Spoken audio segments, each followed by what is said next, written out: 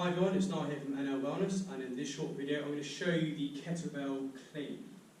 So this is arguably one of the most technical exercises people will need to learn if they want to learn kettlebells and such.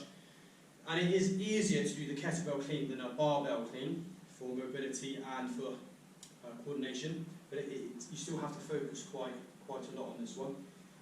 Now, you should have seen my kettlebell introductory tutorial video explaining the importance of the 5 main points, but I'll recite them quickly. We want flat back, back straight. Shoulders want to stay high on your hips at all times. Proud chest. Ideally, you don't want your knees to go in front of your toes. You want to put your bum back to load your musculature instead of your knees, especially if your joints aren't great. And you want to make sure that your body stays as much in alignment as possible. Don't let your knees buckle in. If your feet are turned out to engage your glutes slightly more, that's fine, but make sure it's equal. Try and make sure you don't prefer one side. Now, the kettlebell, the handle wants to be halfway between your toes and your heel. One arm, the arm that you're not using, goes behind your back so you can't cheat. And you're going to hold it in the set position.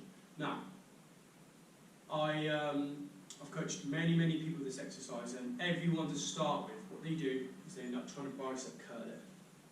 You need to make sure you use your legs. Your legs will give you most of the power for this action. So by the time you've actually got to this position, the kettlebell should have all the power it needs to hover up so you can catch it in what we call the rack position, like so. Here. The lower the handle on your hand, the more comfortable it will be, because it won't be bending your wrist back so much. The kettlebell is resting more or less on my elbow, and I can indeed rest my elbow on my hip slightly if I want to. This is the rack position.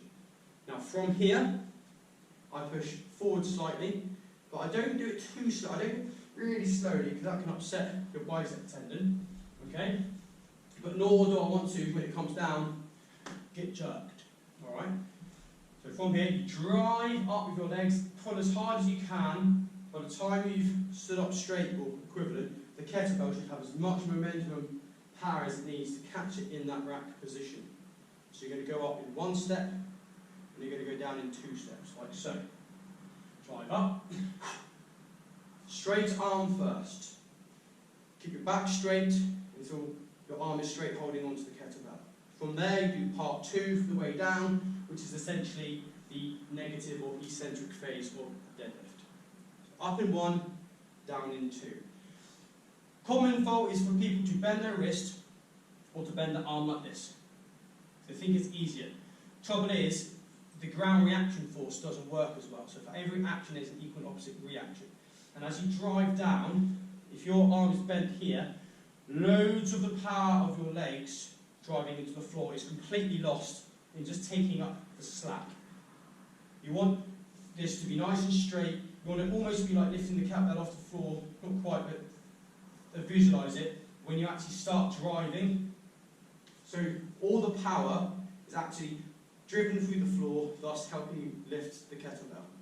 From rack position, straight arm, and back down. And if you're going to do both kettlebells, you're going to have your feet quite a lot wider, almost in like a sumo style squat or deadlift. Try not to lean back too much. Similar, but everything else stays the same. Drive up into the rack position. From here, straight arm, make sure there's no momentum at all, make sure your arms are straight before you do the eccentric phase or the negative phase of the deadlift. So they have kettlebell and